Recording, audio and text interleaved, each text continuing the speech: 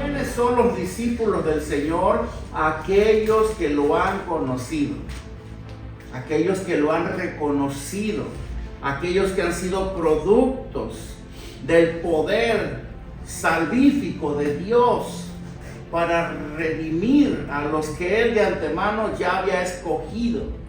Esos son los escogidos de Dios. Esos son los discípulos de Cristo. Y dentro de esta oración y de este párrafo que estamos estudiando por 3 semanas, Jesús hace mención dentro de sus expresiones acerca de la soberana elección de Dios hacia un grupo de personas que Él había elegido ya de antemano desde que el mundo fuera formado. Amén. Por esa razón el Señor Jesús ora al Padre, ora para que estemos guardados en Él, para que estemos seguros en Él. Sí, va a haber tormentas, va a haber pruebas, va a haber retos y desafíos, y con el tiempo se irán agravando cada vez más para los verdaderos hijos de Dios. Y señalo y rectifico, para los verdaderos hijos de Dios, la soga se irá jalando cada vez más sobre sus cuellos. Y no lo digo para espantarlos, porque aquí mismo lo vemos. Y de eso se trata precisamente la oración de Jesús por sus discípulos. Porque Él sabía lo que ellos habrían de enfrentar, la persecución que ellos iban a enfrentar una vez que Él partiese al Padre. Amén. Entonces, todas estas peticiones que el Señor ahora apela al Padre por sus discípulos se refieren a bendiciones espirituales en cosas celestiales. Porque ciertamente, si estás de acuerdo conmigo y de acuerdo a la palabra de Dios, la verdadera prosperidad de los hombres es la prosperidad del Espíritu. Amén.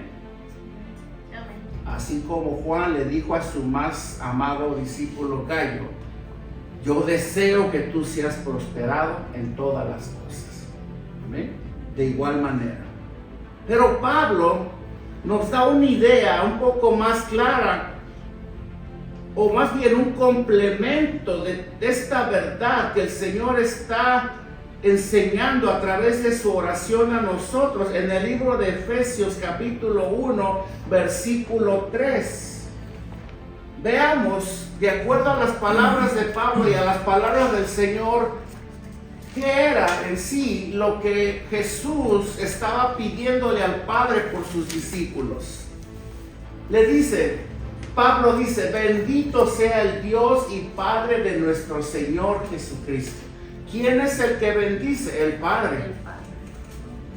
¿Y por medio de quién bendice? A ver, el Hijo. Amén.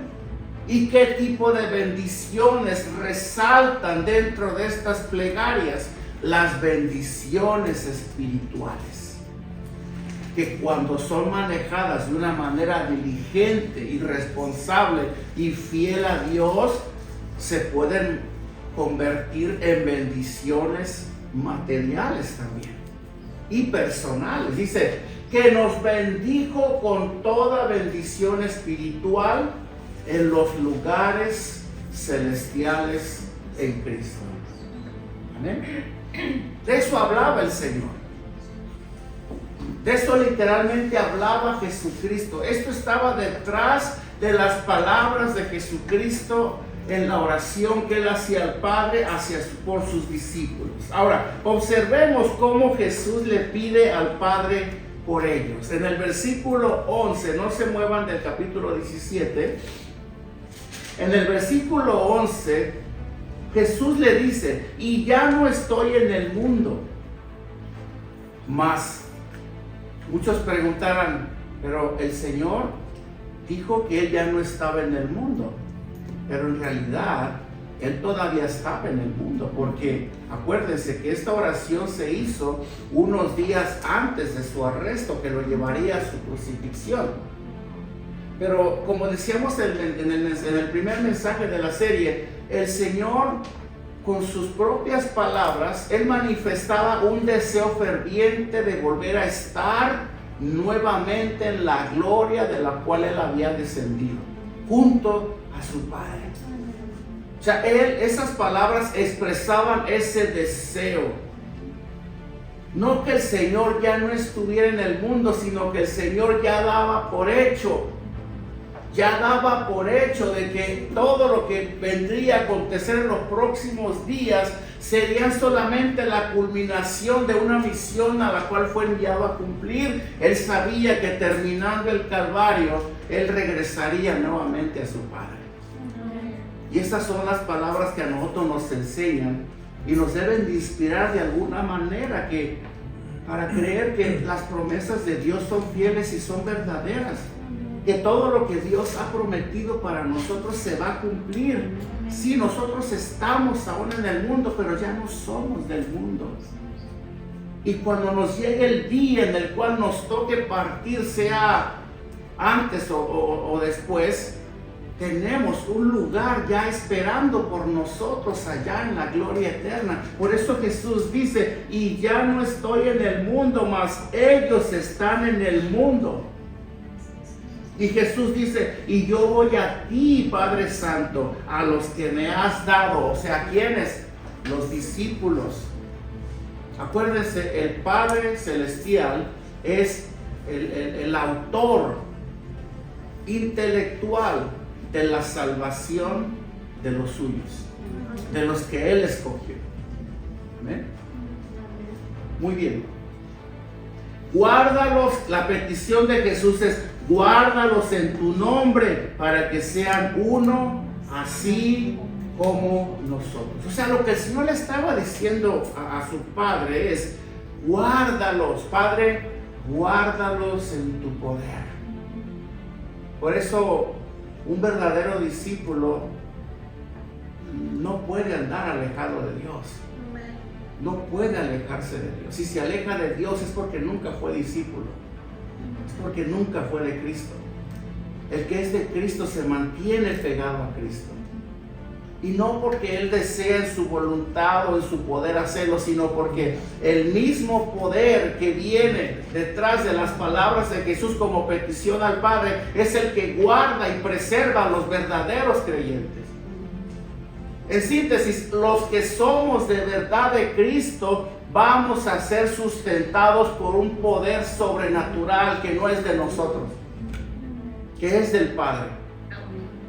Estés donde estés, vayas donde vayas, si tú eres de Cristo, su poder te va a sustentar y te va a guardar. Guárdalos en tu poder. Jesús, en pocas palabras, le estaba diciendo al Padre, guárdalos en tu sabiduría, así como también guárdalos en tu amor. Hermano, Cristo estaba a punto de dejarlos. Por esa razón vemos al Señor encomendándolos en ese momento, tras unos días antes, más bien unos días después de su arresto, de su crucifixión, el mismo Señor Jesucristo encomendando a sus discípulos a la custodia del Padre. O sea, en el Señor estamos seguros. Amén. En el Señor estamos seguros. Y en esto consiste la oración de Jesús por sus discípulos. Por eso los cristianos debemos estar y sentirnos seguros de que estamos en las mejores manos. De que el Padre es el que nos guarda, el que nos sustenta. ¿Amén? ¿Se imaginan, hermano? Cristo poniendo a sus discípulos bajo la protección divina. Yo me voy, tengo que irme, tengo que cumplir la misión, Padre, pero ellos se quedan aquí. Padre, yo te ruego, guárdalos en tu nombre. No permitas que ellos se aparten, que ellos deserten de la fe. No permitas que ellos sean probados más allá de sus propias fuerzas. Porque hasta en eso podemos nosotros guardar la confianza de que si de verdad somos de Cristo, Él no nos dará pruebas más grandes de las que nosotros podamos soportar. Y si viene la prueba, si ha venido la prueba, es porque Él sabe de antemano que juntamente con la prueba viene su poder para sustentarnos en medio de ella, asegurándonos que no nos vayamos a alejar del camino. Amén. Jesús amaba a sus discípulos, hermano. Esto no me dice otra cosa. Jesús amaba a sus discípulos y los ama. Él desea verlos en el cielo. Jesús desea ver a sus discípulos en el cielo, pero curiosamente, cuando Jesús salva a una persona, Él no se lo lleva inmediatamente, sino que lo deja por un tiempo en la tierra para beneficio de este mundo. Porque en eso consisten las palabras del Señor Jesucristo cuando dijo en una ocasión: ustedes son la sal de este mundo, son la luz de este mundo. ¿Sabes por qué? Porque nosotros fuimos dejados en este mundo pudiendo haber sido llevados con Cristo desde el primer día que nos salvó para bendecir a este mundo, para beneficio de este mundo. Somos la sal, somos la luz. Este mundo necesita de los cristianos. Pero vuelvo a repetir, este mundo, hermano, necesita de los cristianos. Necesita de ese grupo de hombres y mujeres cargados del poder de Dios, de su palabra, que puedan traer luz y esperanza a este mundo. Por esa razón Jesús nos dejó aquí, nos ha dejado aquí. Así que no perdamos tiempo, hermanos. ¿Sí? No perdamos tiempo, hagamos espacio dentro de nuestra agenda repleta de actividades. Hagamos un espacio para ir y para compartirle a alguien la palabra de Cristo. Amén. Porque esa es la encomienda. Y también el Señor dejó a sus discípulos para que ellos aprendan a madurar para la eternidad. ¿Sí? En eso consistía la propuesta de Jesús de dejar a sus discípulos en este mundo una vez que Él partiese. En el versículo 12 vamos dando lectura: y cuando estaba con ellos en el mundo, fíjense, Jesús sigue hablando como que Él ya no estaba aquí, pero Él todavía estaba aquí. Pero para Él es como que ya estaba con su Padre. Hermano, Jesús mismo deseaba estar con su Padre. Jesús mismo deseaba abandonar este mundo una vez que su misión fue completada. Jesús no tenía nada que abrazar de este mundo. Él vino a cumplir su misión. Por esa razón sus palabras no me enseñan otra cosa. Jesús ya se hacía al lado de su Padre, y por esa razón Él hablaba de esta manera: cuando estaba con ellos en el mundo, yo los guardaba en tu nombre, y ninguno, dice, y a los que me diste, yo los guardé. O sea, yo los cuidé, yo los preservé, yo los protegí. Ninguno de ellos se perdió, solamente uno. Uno se perdió. Y eso para que se cumpliese la escritura. Judas, el hijo de perdición, el que había de traicionar al Señor, abriendo paso con esto al Calvario, del cual el Señor iba a ser expuesto, o al Calvario, el cual el Señor iba a ser expuesto unos días más adelante. Amén. Vemos a Jesús afirmando al Padre. Jesús realizó un oficio: Padre, yo los he cuidado. Yo los he cuidado. Y los he cuidado fielmente. ¿A quiénes? A tus escogidos. Por esa razón, aunque el Señor ya no está aquí, hermano, si tú eres de Cristo, Él sigue cuidándote. Nosotros no debemos de temer. porque Él sigue cuidando de nosotros. Amén. La razón por la cual el Señor nos cuida a nosotros es porque Él sabe que nosotros somos débiles. Jesús sabía, Él estuvo cerca de sus discípulos. Él miraba cómo sus discípulos, así como se alegraban cuando Jesús hacía proezas en medio de ellos, así también Él miraba cómo ellos entraban en pánico cuando les tocaba experimentar las primeras persecuciones por causa de Él. Eran débiles. Si hay alguien que reconoce nuestra verdadera condición, es Dios. Dios conoce nuestra resistencia interna. Él sabe de qué forma vamos a reaccionar cuando llegue el día en el cual nuestra fe va a ser probada de alguna manera. Dios sabe. Él sabe que nosotros no nos podemos sustentar a nosotros mismos. Él sabe. Por esa razón Jesús ora a su Padre. Amén. Ora a su Padre. Primera de Pedro 1:5. Leamos lo que dice la palabra en Primera de Pedro 1:5. Dice, ahí está Jesús, Pedro lo dice de una manera más clara. Dice, ¿se acabó?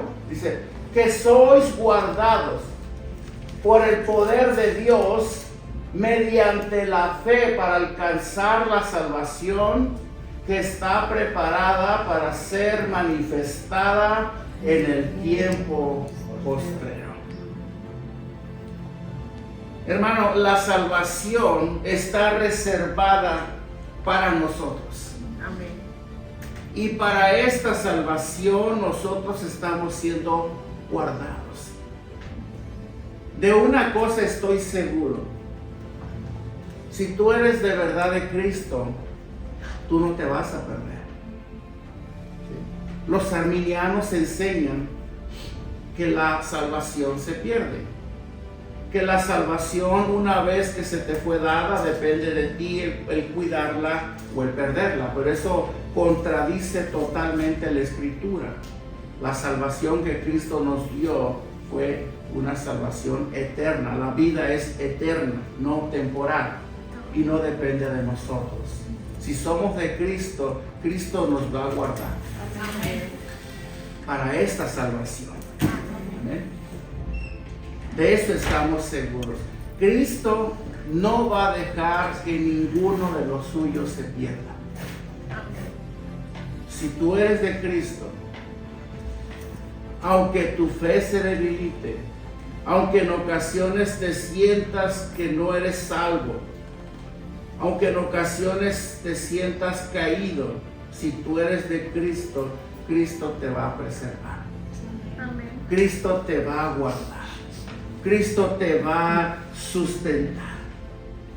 El Señor lo dice, yo mismo los guardaba en tu nombre y a los que tú me diste yo los guardé. O sea, yo los cuidé y solo unos cuantos por ahí se perdieron. Así dice.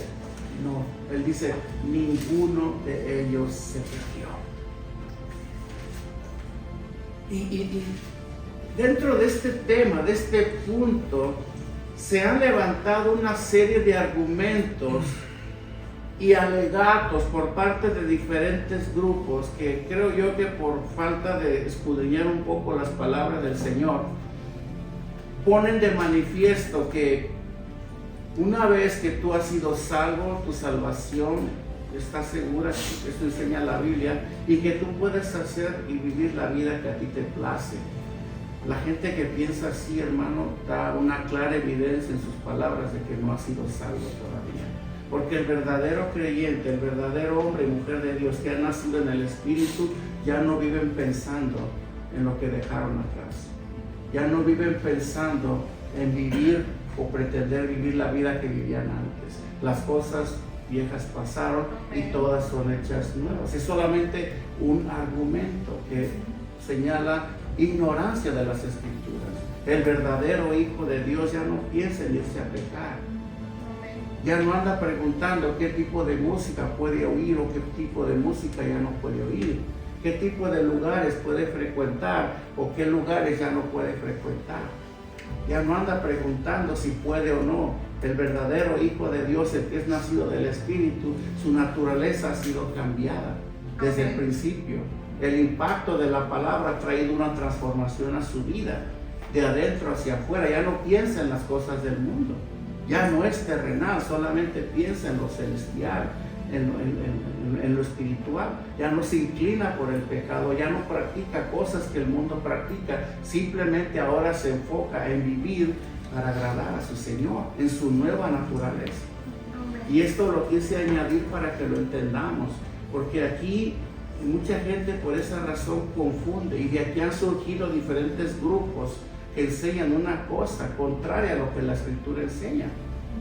Sí, el Señor asegura una salvación aquí, y es segura. Yo personalmente, yo creo, porque la palabra dice, si yo he nacido en el Señor, yo soy nueva criatura. Mi pasado fue borrado y ahora yo tengo un destino eterno, y vivo para eso, y vivo dentro de ese enfoque. Jesús lo prometió, y si Jesús lo dice, entonces aquí él se estuviera contradiciendo. Jesús dice, y yo no perdí a ninguno. Yo no perdí a ninguno de los que tú me diste. ¿Sí? El único que se perdió fue Judas. Judas, el que traicionó al Señor, él estuvo expuesto a la verdad de la salvación. Él estuvo frente al Señor. Él escuchó al Señor enseñar. Él pudo haber reaccionado a las palabras de Jesús, ¿no creen? Pero había un propósito para Judas, y no quiero entrar mucho en detalles aquí, porque para mucha gente le parece un poco cruel que Judas, una vez que traicionó al Señor, aunque sus palabras se denotaban un arrepentimiento, nunca lo hubo, y por eso se perdió. Judas pudiera representar a una persona, fíjense bien, que aún conociendo y estando frente a la salvación, esta persona apostate y se incline por el mal. Judas puede pertenecer a esta persona, que aún puede estar dentro de la iglesia del Señor, y lo cual va a dar evidencia clara de que esta persona no pertenece a Cristo. Fíjense cómo se refiere el salmista en el Salmo 41:9. Desde el Antiguo Testamento ya se había anunciado a Judas. Dice, aún el hombre de mi paz, en quien yo confiaba, el que de mi pan comía, alzó contra mí el calcañar. Ese es Judas. Ese es Judas. Ahora vamos al versículo 13. Jesús dice, y voy a ti. Versículo 13 dice, pero ahora voy a ti y hablo esto en el mundo para que tengan mi gozo cumplido en sí mismos. Así dice el versículo 13, ¿verdad? Amén. Ahora aquí el Señor nos muestra cómo el Señor se consolaba en la verdad de que pronto estaría con su Padre. Tal como los niños que son llevados de la escuela a la casa de su Padre. El Señor se consolaba en esa verdad, hermano. Si somos creyentes, en eso debe de consistir la forma en la que nosotros nos alentamos a seguir. Algún día pasará, algún día estaremos en la presencia de Dios, algún día seremos llevados a los brazos de Jesús para estar ahí de una manera permanente. Amén. Este tiempo va a pasar, por eso los cristianos tenemos que aprender a sobrellevar el peso de vivir en este mundo. No nos podemos dar por vencidos a la primera. Tenemos que permanecer fieles y firmes al Señor. El Señor anunció, el Señor advirtió que si íbamos a caminar con Él no iba a ser fácil. Íbamos a padecer persecución. Íbamos inclusive a ser perseguidos por causa de Él. Íbamos a ser sujetos a diferentes tipos de pruebas, pero de todas ellas el Señor tendría el control. Nunca nos iba a dejar, nunca nos va a dejar. El Señor lo había anunciado. Por eso Jesús apela a la alegría de que sus discípulos tendrán al saber que ellos son. ¿Quiénes están alegres de que a pesar de todo son salvos? Hermano, es que eso es lo que la salvación produce en nosotros. Alegría, gozo. Mi gozo está en que soy salvo, en que voy al cielo.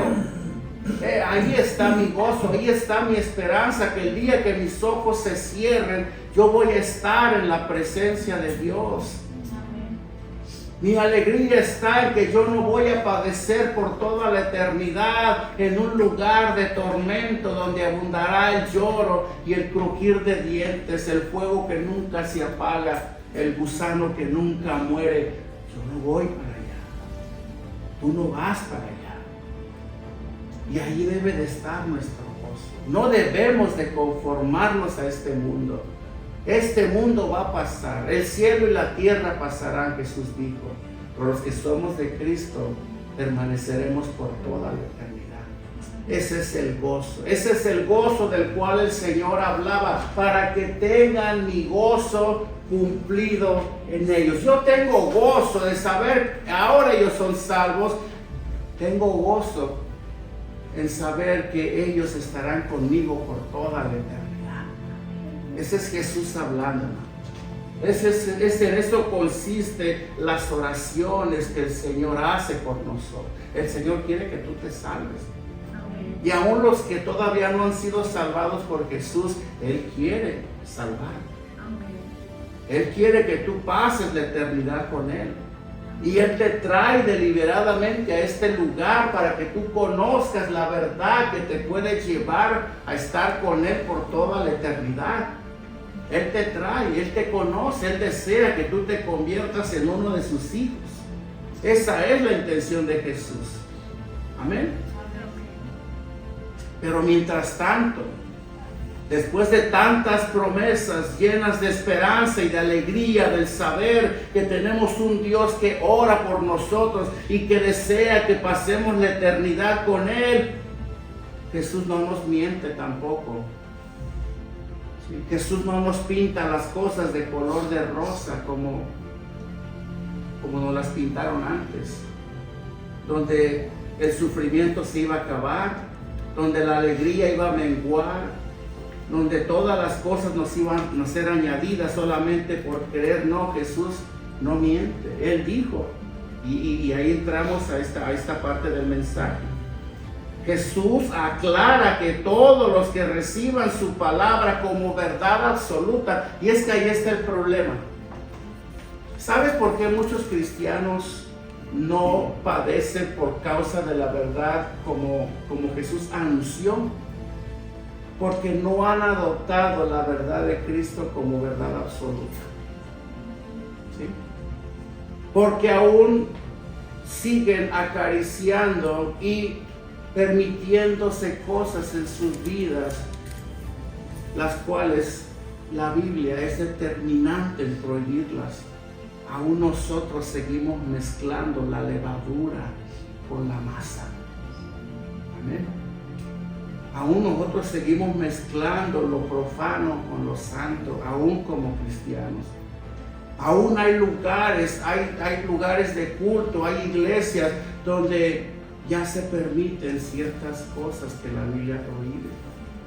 Donde ya se prohíbe, ya se permite más bien el matrimonio entre dos personas del mismo sexo, que porque Dios nos ama a todos al final. ¿Sí? Ya se permiten cosas que la Biblia prohíbe. Y es ahí el problema. ¿Por qué razón lo hacen? Porque no quieren ser perseguidos. Porque cuando tú adquieres y adoptas la verdad de Dios como la verdad absoluta para tu vida, serás perseguido. Porque te va a tocar ir contra la corriente, no vas a poder dar vuelta atrás. Vamos a tener que decir las cosas como son y decir de qué color son. Eso es el precio.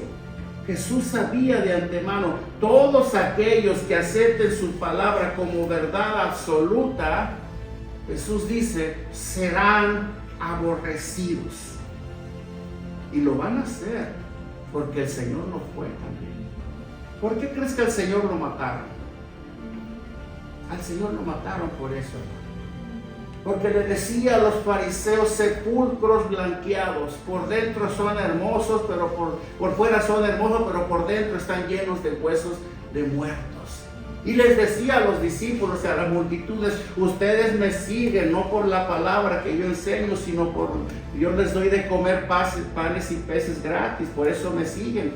Y él les hablaba de esta manera, y fueron todas esas palabras que lo llevaron a la cruz. Jesús sabía, si me lo hicieron a mí, también se los van a hacer a ellos.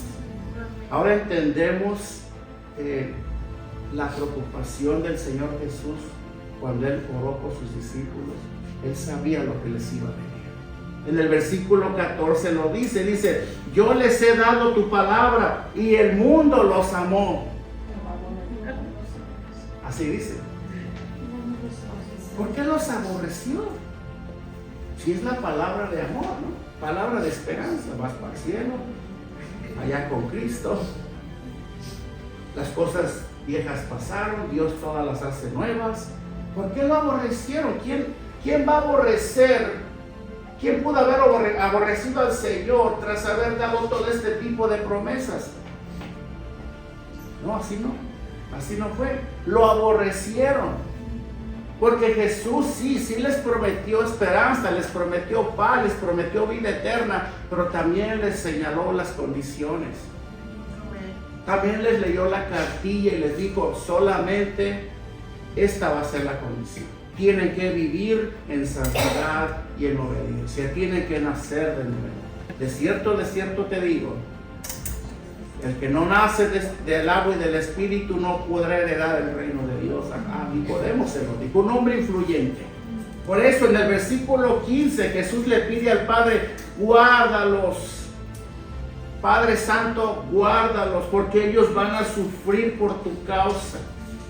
Con esto Jesús asegura que todos, fíjense bien, Jesús mismo tras esta oración, Jesús asegura a sus discípulos, todos los que guarden su palabra, y lo quiero recalcar una vez más, todos los que guarden su palabra, solamente los que la guarden, no los que la conocen, porque conocemos muchos, los que la guarden, que significa los que la obedezcan,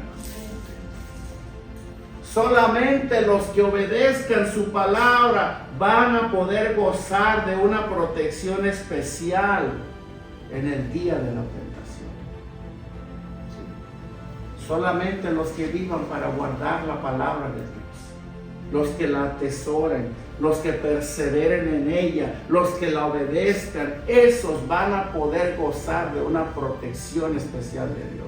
Sobre ellos va a venir la protección de Dios, la respuesta a la oración de Jesús. Padre, guárdalos en tu nombre. Versículo 15, no ruego que los quites del mundo. Versículo 15, sino que los guardes del mal. Lo que Jesús está diciendo aquí en el versículo 14 es que solamente a los que obedezcan su palabra Dios los va a proteger, y a los que no. ¿Será? ¿Será que el Señor quiso decir eso? Una vez más, versículo 14, yo les he dado tu palabra y el mundo ¿por qué los aborreció?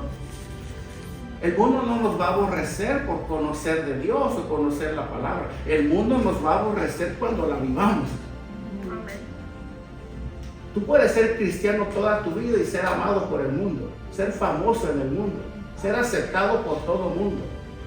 Pero el día que tú vivas y obedezcas la palabra de Dios, ahí sí el mundo se te va a volver en tu contra, porque tus ideales y tus acciones van a ser contrarias al mundo, y eso va a desatar sobre ti la misma persecución que se desató en Jesús y sus discípulos. Creo que así es lo que el Señor está tratando de enseñar, ¿no? Es lo que el Señor está tratando de enseñar. No ruego que los quites del mundo. O sea, Jesús no le está pidiendo al Padre, pues ya llévatelos de una vez. No, Jesús le está diciendo, mientras estén aquí, guárdalos, Padre.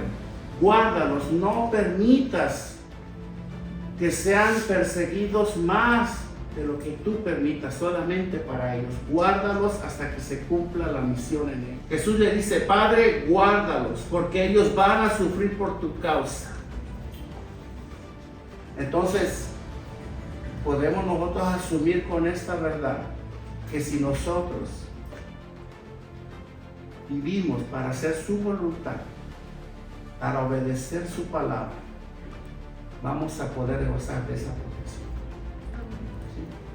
Vamos a poder gozar de esa protección. Y si no, entonces nos expondríamos nosotros mismos a sufrir, sí, la persecución, pero muchas veces la persecución va a venir también por lo que nosotros hacemos, ¿sí? Por desobedecer a Dios. Y eso es lo que Jesús sabía. Por eso no podemos nosotros pretender vivirla a nuestra manera. Dependemos de Dios y Él es el que nos va a guardar. En esto consistió la oración de Jesús. Padre, guárdalos tú porque ellos son débiles. Ellos no pueden solos. Guárdalos tú. Padre, guárdalos, presérvalos, líbralos de todo mal. Amén. Líbranos de todo mal. Amén. Desde el momento que la palabra de Dios llega a una persona, y esto ojalá lo puedas anotar, cuando la palabra de Dios llega con poder a la vida de una persona, y cuando digo con poder significa que ha llegado con el poder salvador, el poder salvífico de Dios, para salvar y para regenerar a esa persona.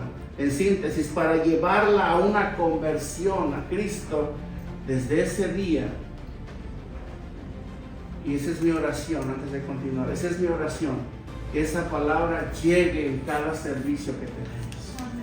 En cada predicación. Esa es mi oración de todos los días. Señor, que la palabra llegue. Señor, que la palabra sea recibida de la manera que debe. Señor, quita vendas. Señor, salva. Señor, transforma. Esa es mi oración. Amén. Por eso a veces tenemos que hablarles así, porque ese es nuestro deseo. Amén. Que las vendas caigan de nosotros, que los ojos sean abiertos. Quizás no sea tu caso, pero yo sé que aquí puede haber personas que a lo mejor todavía no han entendido muchas cosas, y por ellos hay que orar, para que la palabra llegue a ellos. Lo que sí, de acuerdo a las palabras de Jesús, cuando esta palabra llega y llega con ese poder salvador, esa persona a partir de ese momento, y yo sé que a lo mejor te pasó a ti, desde ese momento dejaste de pertenecer al mundo. Solamente la persona que recibe con el poder salvador de Dios la palabra en su vida, desde ese día deja de pertenecer a este mundo. Por eso el mundo a partir de ese momento va a comenzar a aborrecer a esta persona. Seremos aborrecidos, hermano. Vamos a ser aborrecidos por este mundo. Jesús mismo lo anunció.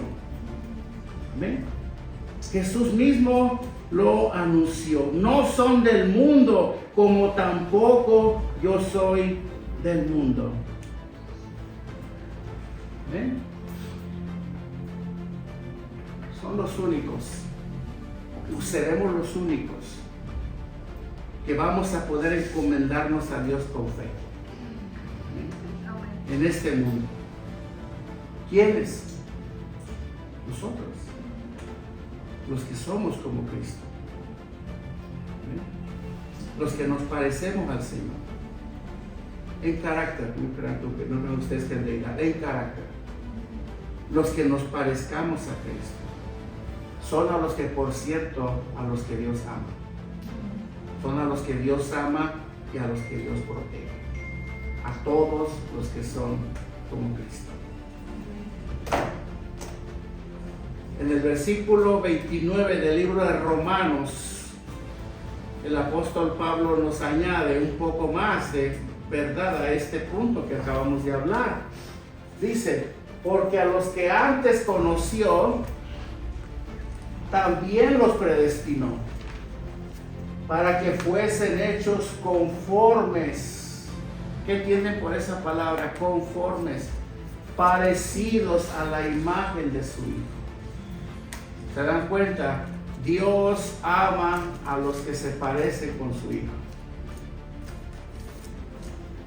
Dios va a proteger a los que vivan para su Hijo.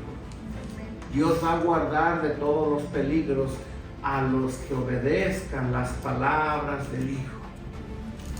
Eso dice la Escritura. ¿Amén? Esa es la voluntad de Dios hacia aquellos que Él conoció desde antes de todas las cosas, para que fuesen hechos conformes a la imagen de su Hijo, para que Él sea el primogénito entre muchos hermanos. Y aquí también debemos de entender esta parte. Acuérdense, nadie va a ser como Cristo. Nadie va a ser mejor que Él. Él es el primogénito. ¿Sí? Él es el Hijo de Dios. Nosotros somos adoptados en su familia. Pero nadie va a poder lograr ser más que Jesús, ni mejor que Jesús. Él es el primogénito. Y nosotros debemos de imitarlo a Él. Entonces nosotros lo que debemos de hacer es imitar a Jesús. ¿Cómo? Vea los evangelios. Escudriña, estudia. Fíjate cómo Él se conducía, cómo Él hablaba, cómo Él enseñaba. ¿Qué era lo que Él hacía? ¿Cuál era su conducta? ¿Qué deseo había tras cada una de sus palabras? Es lo que yo hago. Y eso me enseña a mí mucho. Por eso decidimos estudiar este párrafo de la oración de los discípulos, porque quiero que entendamos nosotros, no solamente que tenemos un Dios que ora por nosotros, sino que también está intercediendo para que nuestra fe no decaiga, para que seamos guardados y librados de todo mal, con el fin de que podamos llegar a nuestro destino. O sea, hay un poder supremo, hermano, guardándonos a ti y a mí para aquel día. No estás solo. Amén. Nunca te sientas solo. Si eres de Cristo, Él está contigo y Él está intercediendo por ti. Amén. Y si caes, levántate, porque el poder de Cristo estará ahí para levantarte cada vez que quieras caer. ¿Sí? Solamente va a tirar la toalla y se va a alejar el que nunca lo fue, pero el que sí es de Cristo, él va a permanecer firme en el camino, porque el Señor lo va a guardar. Y lo está guardando porque Él quiere estar con nosotros en la eternidad, y en esto consiste la oración. Padre, guárdalos, protégelos. Ellos no pueden, son débiles. Amén. Recordemos esto. Por otro lado, el Señor tenía que partir de este mundo. El Señor estaba dejando atrás a sus discípulos. El Señor no era de este mundo, por cierto. Nunca lo fue. Él era de arriba, así como nosotros. Nosotros ya no somos de este mundo. Amén. Ya no, aunque estamos en este mundo, ya no pertenecemos a este mundo. El sistema del mundo ya no es el nuestro. Ya no tenemos parte en este mundo. Sí, vivimos aquí porque tenemos una misión que cumplir. Por esa razón estamos aquí. Jesús nunca fue de este mundo, por eso el mundo lo despreció, así como lo harán contigo también. Jesús no tenía posesiones en este mundo, ni siquiera tenía donde reposar su cabeza, como dice Mateo 8:20. Tampoco Él ejerció poderes o oficios en este mundo. Jesús no pertenece a este mundo. Por esa razón lo vemos en Juan 14:30 diciendo: por eso el príncipe de este mundo no tiene parte en mí. Porque Él no era de este mundo. Este mundo, te lo digo, el príncipe de la potestad del aire es el que está gobernando este mundo. Él es el que gobierna este mundo. Entonces Dios no, Dios es soberano. Él lo hace de una manera restringida hasta el punto y los límites que Dios mismo le establece. Pero mientras tanto, por causa del pecado, el control, ¿verdad? La gerencia de este mundo le fue entregado a Satanás por causa del pecado. Porque hay mucha gente pecando allá afuera, hermano. Hay mucha gente negando a Dios, rechazando a Dios, y eso empodera cada vez más al príncipe de este mundo. La tenemos dura, estamos en medio de un sistema que aborrece a Dios y cada vez lo aborrecerán más. Si tú eres de verdad de Cristo, tú te vas a permanecer firme. Amén. Si tú no eres de Cristo, hermano, que es mi oración, que no sea así, vas a acabar negando al Señor un día. Vas a acabar negando al Señor, y eso es lo que el Señor está queriendo evitar. Por consiguiente, los cristianos verdaderos tampoco son de este mundo, y lo único que van a tener, ¿sabes qué es lo único que vamos a tener tú y yo? Que vamos a ser despreciados por este mundo. Así que, hermano, acostúmbrate, y no te sientas mal cuando la gente ya no te quiera. No te sientas mal cuando la gente te desprecie. Eres de Cristo, estaba sucediendo que iba a pasar así. Y lo vuelvo a aclarar. Este odio, este desprecio va a venir a ti no porque sepas mucha Biblia, ni porque seas fiel a los cultos los domingos, sino porque vas a vivir y obedecer la palabra. Es ahí cuando el infierno se te va a levantar. Es cuando te vas a parar frente al pecado y le vas a poner restricciones. Vas a decir no, porque esto no le agrada a Dios. No, porque esto la Biblia lo prohíbe. No, porque esto es prohibido. Dios aborrece esto. No, la Biblia dice esto.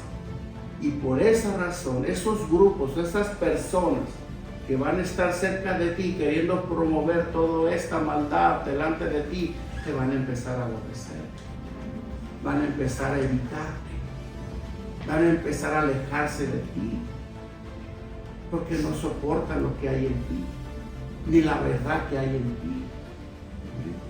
Eso Jesús lo dijo, no lo estoy diciendo yo, Jesús mismo lo dijo en su palabra. ¿Amén? En el versículo 17, ya voy terminando, veamos lo que el Señor dice. Santifícalos en tu verdad, tu palabra es verdad.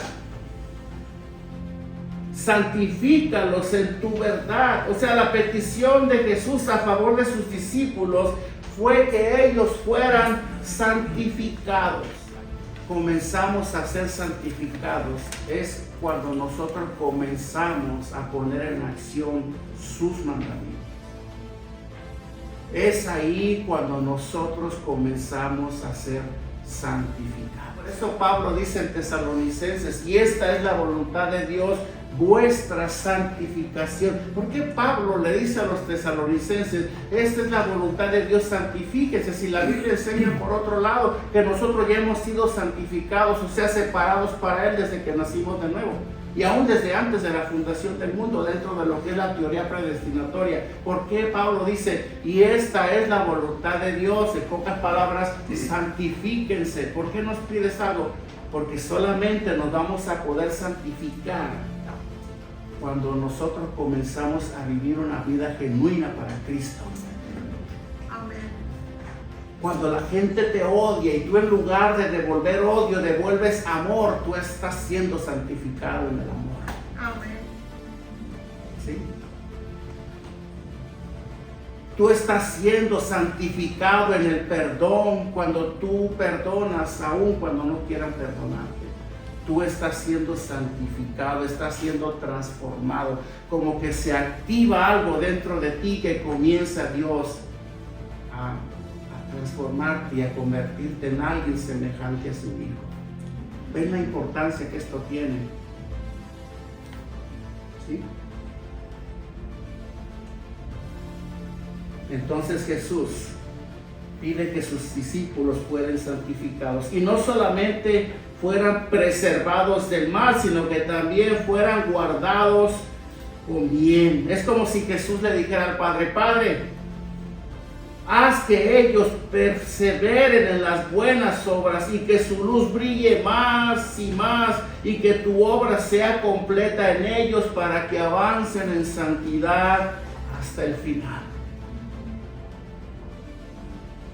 Jesús quiere que nosotros avancemos en santidad. ¿Pero ya somos santificados? No, hermano. No, la palabra clara nos enseña que esa santificación tiene que ver mucho con la respuesta que estamos dándole a los mandamientos de Dios. Si no los obedecemos, no estamos siendo transformados, no estamos siendo santificados, no nos vamos a parecer a Jesús, porque lo podemos tener aquí solamente, y ahí se va a quedar. Podemos seguir siendo las mismas personas. ¿Se dan cuenta? Tenemos que poner en acción lo que Dios nos enseña. Al menos, hermano, en las áreas que sabemos que Dios quiere regenerar dentro de nosotros. Amén. Como tú me enviaste, versículo 18 y acabo. Como tú me enviaste, por eso yo los he enviado al mundo. Y por ellos, Jesús dijo, y por ellos yo me santifico a mí mismo, para que también ellos sean santificados en la verdad. Hermano, esto está, no sé si tú lo puedes ver. Esto está poderosísimo. Y como tú me enviaste al mundo, o sea, cuando Jesús fue enviado al mundo, Él fue santificado por su Padre. Ahora, de igual manera, Padre, yo los he enviado a ellos al mundo. ¿A qué nos envió? Marcos 15:16, que dice: id por todo el mundo y predicar este evangelio a toda criatura. Ese es el llamado. Esa es la razón por la cual tú y yo hemos sido dejados en este mundo.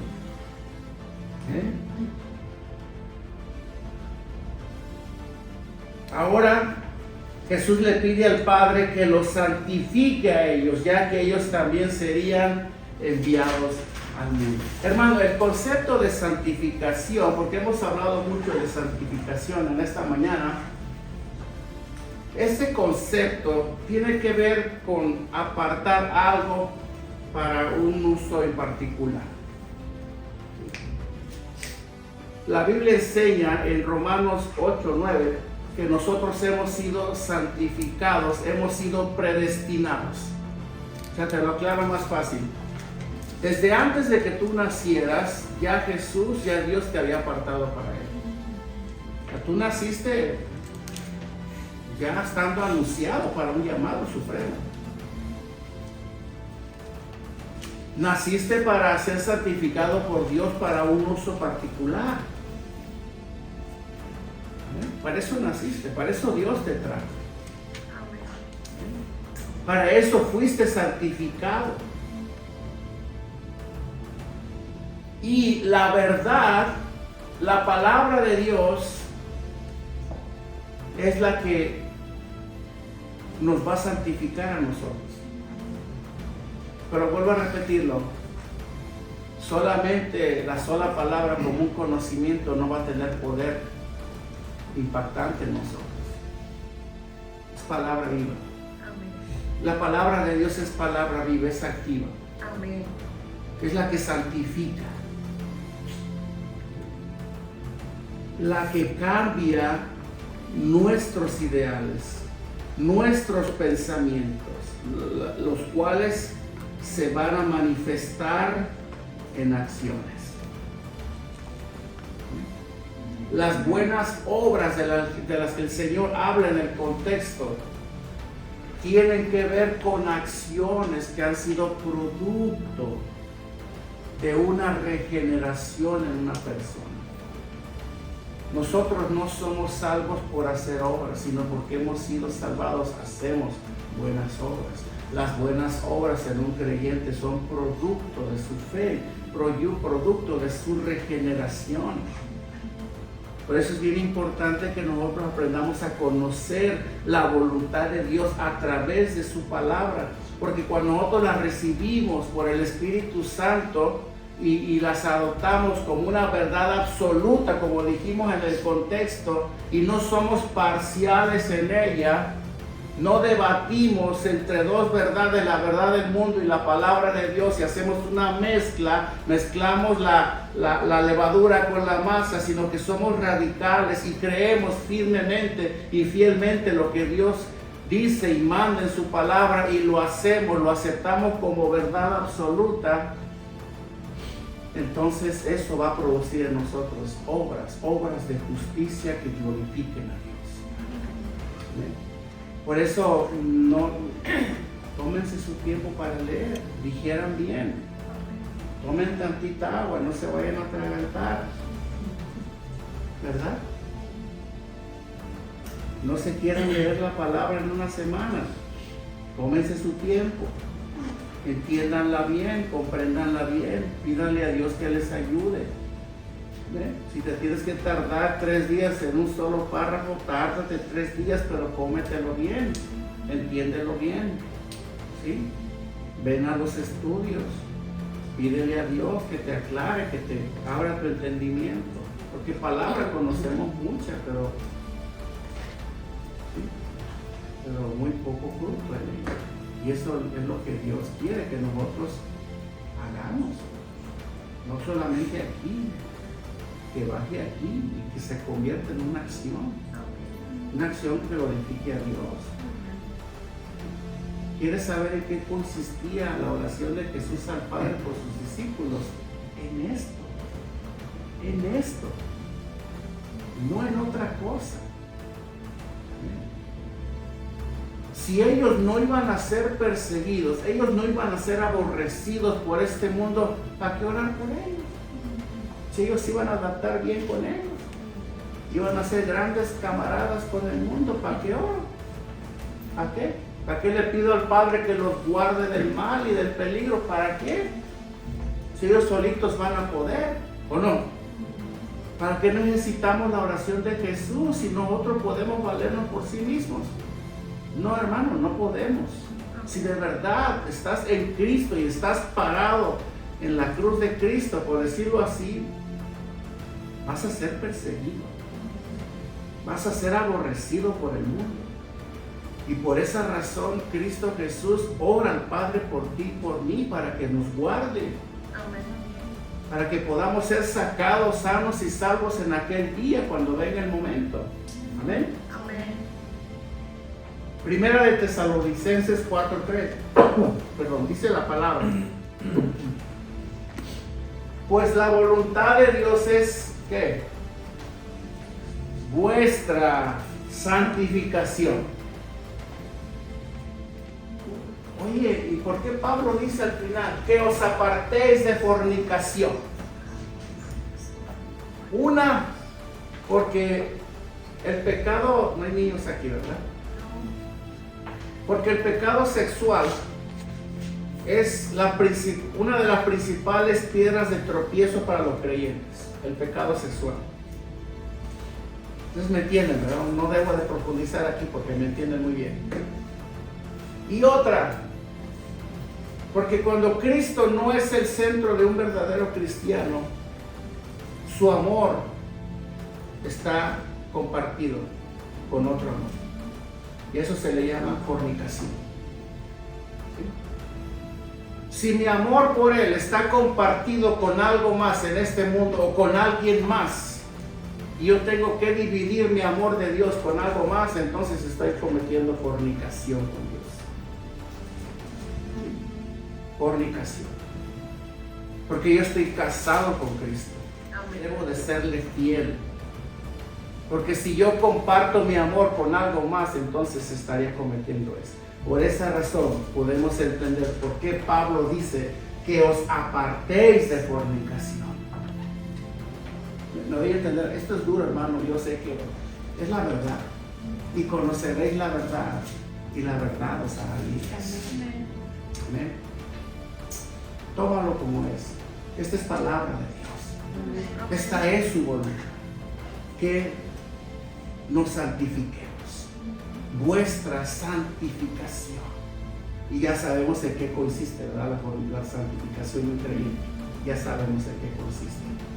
Ya sabemos sobre qué reposa y qué es lo que nos lleva de una manera paulatina hasta aquel día que el Señor venga a esta santificación.